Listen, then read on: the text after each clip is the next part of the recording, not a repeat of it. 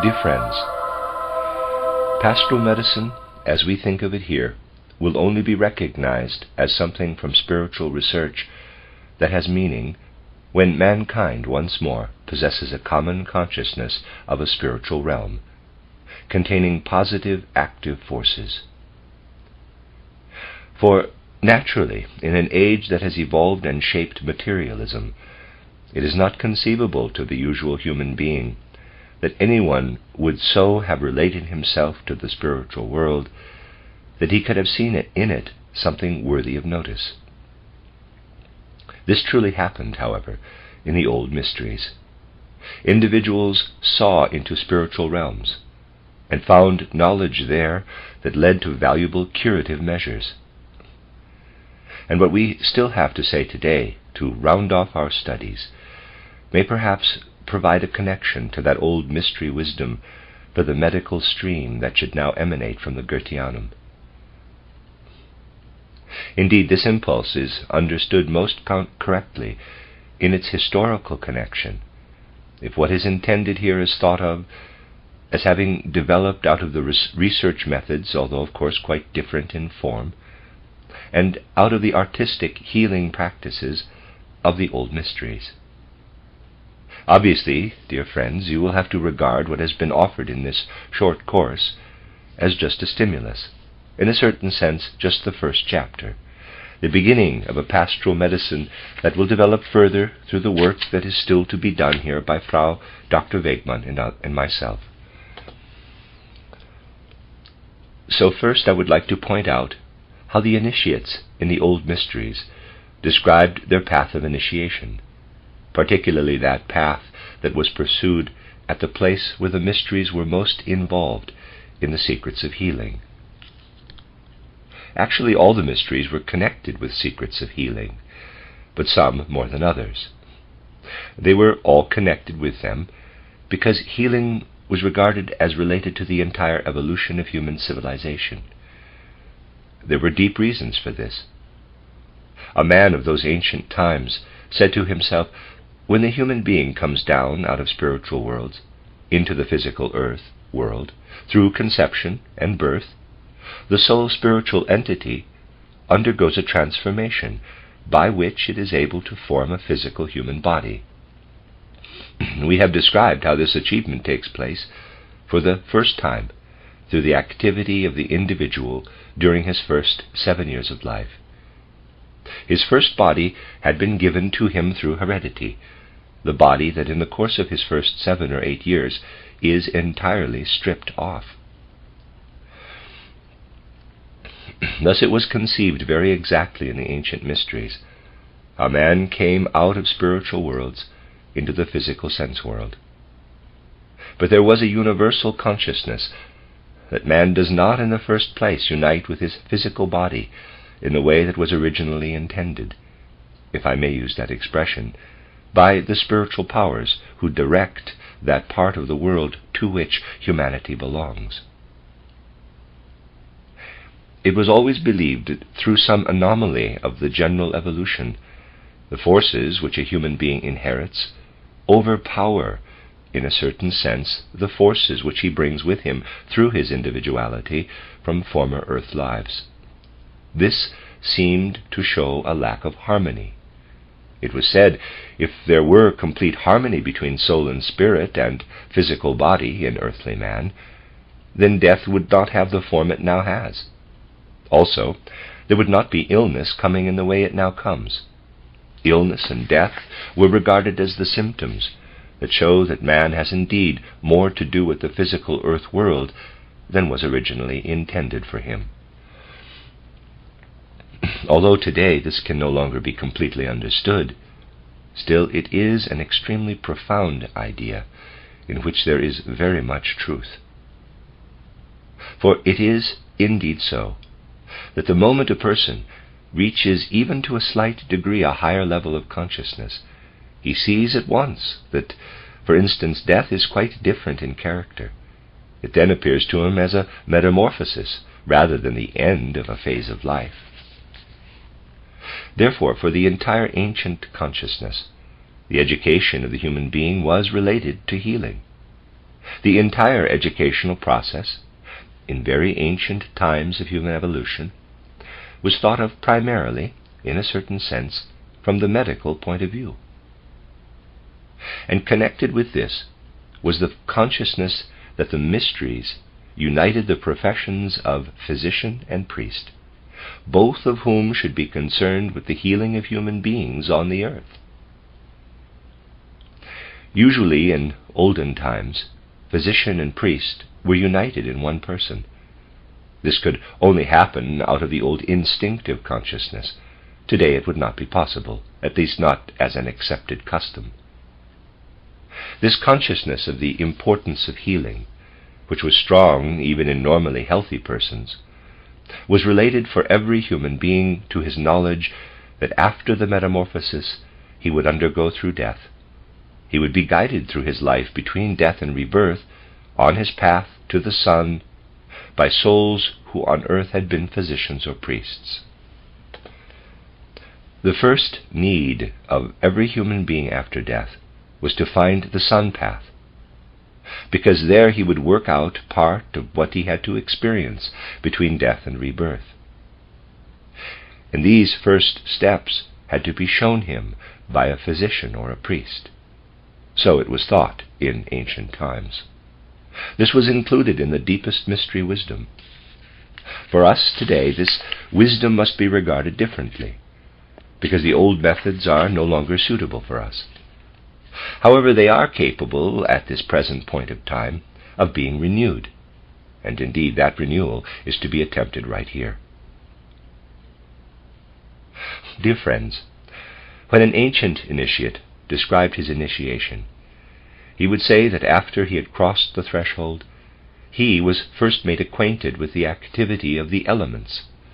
In olden times, quote, elements was the name given to what today would be called physical conditions, that is, solid, which was called earth, all fluids, which were called water, everything aeriform, which was called air, and which included everything gaseous, and everything to do with warmth, which was ascribed to the warmth ether, and which was called an element.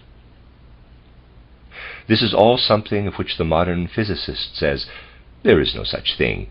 For him these 4 elements do not exist. For him there are from 60 to 80 elements, and they have qualities. Under certain conditions in the world, one is fluid, another solid or gaseous. The condition of warmth belongs to all. What was described as an element in olden times does not exist today. There are now only qualities of things. The qualities have no existence of their own. What today are called elements are actually only real in the coarse, tangible physical world. And what in olden times were called elements were understood not as reaching down into tangible matter itself, but only to the intangible, living activity of matter.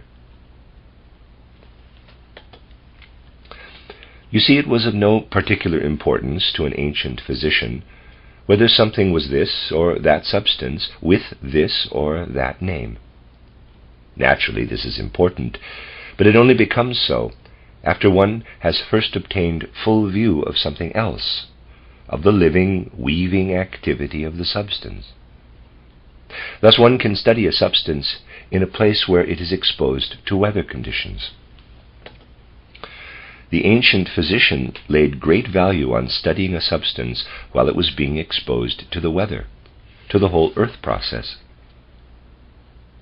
Also, he took care that he did not simply take some substance out of the mineral kingdom, if it could be obtained from the plant kingdom. In other words, he looked at the position the substance had in the world process by virtue of its living activity. But to understand that, one needs to accept the concept of the 4 elements. For then it is of prime importance in what temperature a substance becomes earth, for instance, in what temperature it becomes solid or fluid or air.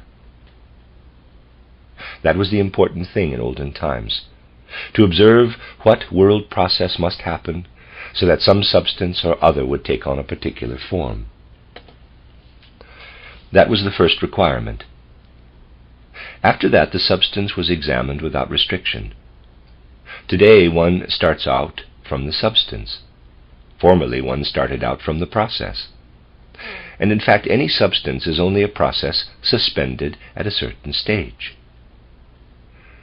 Formerly, one was above all concerned with the whole weaving life within the material substance.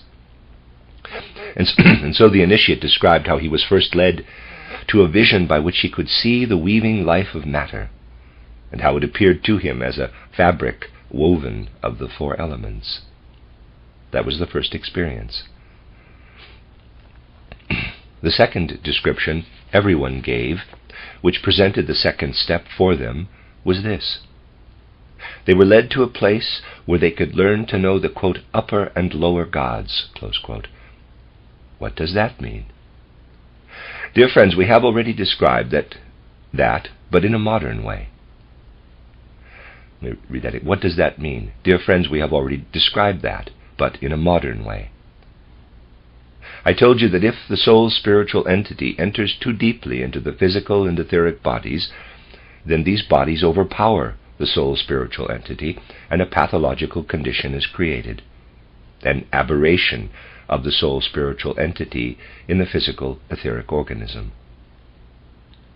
There is then this pathological situation, that the person has descended more deeply into his physical organism than he should in ordinary waking life, and he encounters down below non-human, subnatural activity. For only when we have a normal relation between our soul and spirit and our physical etheric organism do we live in the natural world. The moment we descend too deeply, too intensely into physical corporeality, we come into relation with the subnatural. We fall to a level at which elemental beings, beings of higher hierarchies at various stages of their development, are all active in mankind. This is simply a fact, that we come into relation with those gods who are unfolding their activity below the level of nature. And so how would an ancient initiate have spoken if he had wanted to use a more neutral expression, veiling the facts so that no one would understand him except other initiates? How could he have implied that he had been led to the lower gods? He would have said, I have learned to know the nature of human illnesses, for that leads to the lower gods. Now look in the other direction, at the life of the saint. This also, as I have shown you, can be at the borderline between normal and pathological. It can happen that the soul's spiritual entity goes out farther than it should, enhancing, so to say, the sleep condition. The ancient initiate described his introduction to this state as meeting with the upper gods. So put schematically, there's a drawing. This corresponds to the fact. There's a straight line up and down at the top. On the right side it says spirit, below that supernature. In the middle, Christ and then nature next to it. Below that subnature, below that Father. Nature, subnature, supernature, visionary life, through the clairvoyant faculty that leads an individual into the spiritual world. This the initiate called, quote, meeting with the upper gods, close quote. Now, dear friends, when we speak of upper and lower gods, someone can very easily entertain a false idea that it concerns rank. You must think of it in this way. If I simply say nature, subnature, supernature, illness, visionary life, then I am tempted to think of the lower gods as being of a lower order. But that is not true. In reality, it is like this, and there's a drawing, sort of concentric circles in a way. Imagine here we have nature. Then above, it leads to a circle. Below, it leads to a circle. And what is above joins what is below. If we draw the circle larger, we get this. Still larger, this. And if we continue to draw it larger, we finally get a straight line. A piece of circle that continues on after it has gone into infinity comes back from the other side. This shows that the terms upper and lower are not to be understood as signs of rank, but simply as different ways that the gods come to human beings. They have been thought of as working in equal rank with one another, of striving to unite at a point in infinity.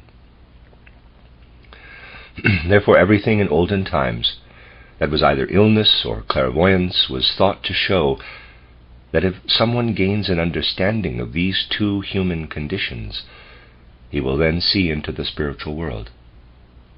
One way to know about the spiritual world was to become well acquainted with illness and with clairvoyance. When we understand this, we are able to bring into our own modern age what was present in human consciousness in olden times. If we ask ourselves what can be identified in modern consciousness with the realm of the lower gods, the answer must be the being whom we call the Father when we think of the Divine Trinity. The Father belongs in the most eminent sense to Subnature. How are we to think about the Father God with truly spiritual comprehension? Dear friends, let us consider the human being, first in his day-waking consciousness, then in his night-sleeping consciousness, and let us compare the two states. We know that in his full waking consciousness he is living as he has been placed to live within the order of this physical world. Just as the earth has had earlier stages of evolution, Saturn, Sun, Moon, and will undergo further evolution, so must man himself be recognized as the result of those earlier evolutionary periods. In this sense, he belongs in his waking state to the earth.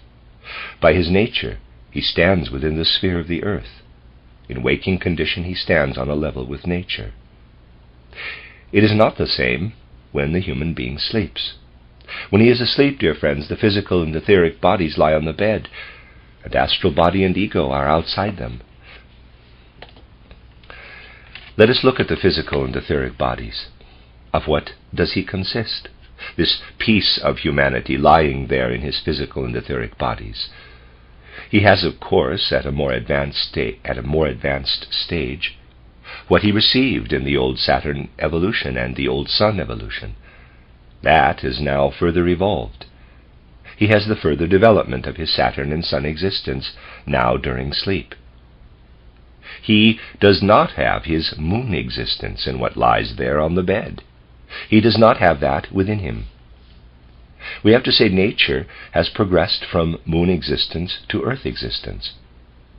And the fact that the sleep condition is essential to man means that nature preserves, in the sleeping human being, a nature that is now below her, a subnature, a nature that only existed during the Saturn and Sun periods. That is subnature. That lies at the foundation of all beings through the fact that there is a human race. Man falls during his sleep condition into subnature, and from this fall, I have shown you this in these lectures, illnesses appear. That is the realm of the Father God. When we sleep, we enter the realm of the Father God. We enter subnature, the realm of the Father. If now we consider human clairvoyance, that presents an illumination of those members of the human being which, during sleep, are outside the physical and etheric bodies, that is, the ego and astral body. When an individual becomes conscious in them, he is in the opposite condition, the opposite pole to illness. And he has entered the realm of the spirit with his astral body and ego.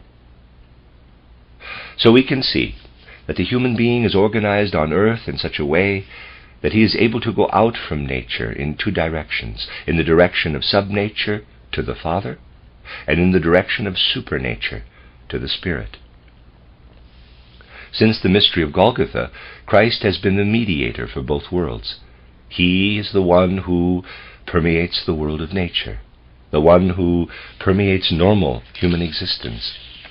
He is always to create harmony between subnature and supernature. Subnature is always kept in balance by the normal course of sleeping and waking. Supernature is kept in balance by those seers who are able to return to their ordinary human life at will. If someone is unable upon waking from sleep to balance what he has experienced in subnature, then there is illness in his physical and etheric bodies. If someone is unable to bring back into his full waking state, into the natural course of his earth life, what he experiences clairvoyantly in the realm of the spirit, then there are soul illnesses or spiritual illnesses. These are the other pole. Let us now consider physical illness. What happens when the healing process starts?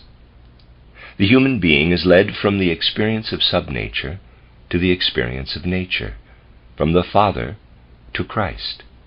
For Christ is the spiritual life in nature. That is in reality what the physician does.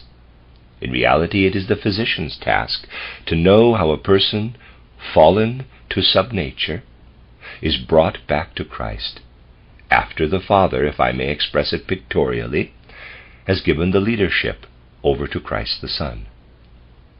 That puts into modern speech what mystery wisdom would express. One would say, after the initiate has attained a Christ consciousness here on earth, he is led on the one side to the Father, on the other side to the Spirit. If then he is aware how his path leads from the Father to Christ, he will find on this path all the healing processes. And here, dear friends, the modern mystery begins. The mystery that creates a great world test for real medical science. It is this to which I must point at the conclusion of this pastoral medicine course, so that there shall flow from it what should first of all bestow healing upon the physician himself. We can assume that he will gradually learn the separate healing measures that we have shown in this course, by learning which are the defective organs, and then what there is in outer nature corresponding to them that will work with spiritual force. Thus we introduce spirit into the human body as the healing agent. The physician will learn how it is done in this case and that case. This will all build up for him to a complete knowledge. And this living knowledge that he attains will be different from the current conventional knowledge. If today you open your pathology text or a medical textbook and study it thoroughly, you are no further at the end than you were at the beginning, because, granted you have digested the entire contents, if you did go all the way to the end, but even while you worked at it chapter after chapter, still you are making no progress in your general human attitude. It is the nature of real knowledge that it impels one to grow in one's entire human attitude. If you take up medicine in this sense, and as it was meant in this pastoral medicine course, you will advance step by step, and the result, dear friends, will be nothing less than that you can say to yourselves, now that I have my medical training behind me, I understand all that transpired at the mystery of Golgotha, up to the moment when Christ went through the gate of death. You will understand the passage of Christ from the Father to the death on Golgotha. That is the mystery. One may not believe at first that medicine is related to this mystery, but it is related. It is so truly related that precisely through your understanding of the processes of healing, you will grasp what happened in the cosmos when the Father sent the Son to undergo the death on Golgotha. You will see, dear friends, in the death on Golgotha, not death, but the working together of all that happened at the death. That was not a death, but the overcoming of death and the healing of all mankind. That is the path of the physician, from Father to Son, until the Son dies on Golgotha. All separate pieces of medical knowledge bring one a step further toward the final comprehension of this mystery. Pastoral medicine is not only what the pastor and the physician are to practice together, it is what is to be brought together so that first, through the physician, one part of the mystery of Golgotha can be really understood. That is the high point, the ultimate achievement of medicine, to comprehend all human illness in such a way that one sees the mystery of Golgotha up to the death as a tremendous healing process. The pathology of evolving humanity and the therapy, the dying on the cross, these will be seen in their true connection when we have real medicine. The priest has to follow all that is experienced by a human being when he leaves his body and enters the other world, the world of the spirit. Thereby the priest becomes more and more aware of the relation of a human being to the Spiritus Sanctus, the Holy Spirit. And his path is that of mediating between the Spirit and the Son, the Christ, of developing theology, so that it will find the way from Christ to the Spirit, from the Spirit to Christ. A great sum of knowledge and life experience can be acquired on this path, along which one has to lead one's fellow men, from the Spirit to Christ, from Christ to the Spirit. Its highest service must be that the successive stages of theology are able to clarify for humanity the meaning of Christ's path after the death on Golgotha. For his going through the death on Golgotha was the great healing event. Then the question arises, what faculty does this healing event create in a human being that will help him to enter the spiritual world? Theology must have, for its crowning endeavor, the comprehension of what is happening to the Christ individuality since he went through the death on Golgotha. Christ's path to Golgotha, the peak of the physician's path. Christ's path after Golgotha, the peak of the priest's path. It seems as if for many contemporary theologians the two paths have no connection whatever. For there are theologians today who actually do not want to know anything about the risen Spirit and the further activity of the Christ.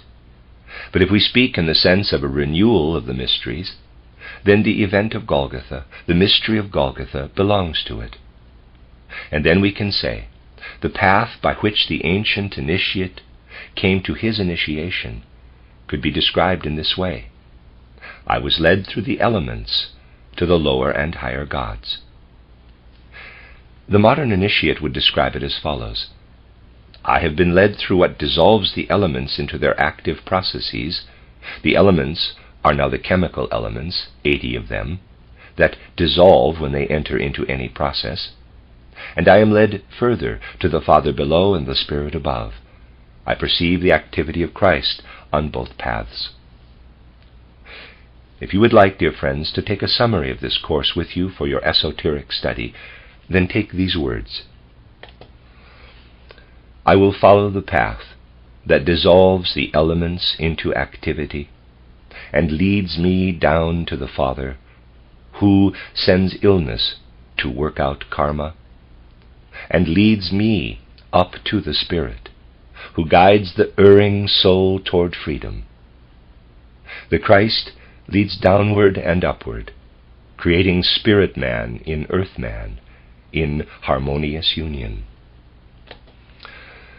When you have become completely permeated by the content of this brief meditation, you will have taken livingly into your spirit what I wanted to give in this pastoral medicine course.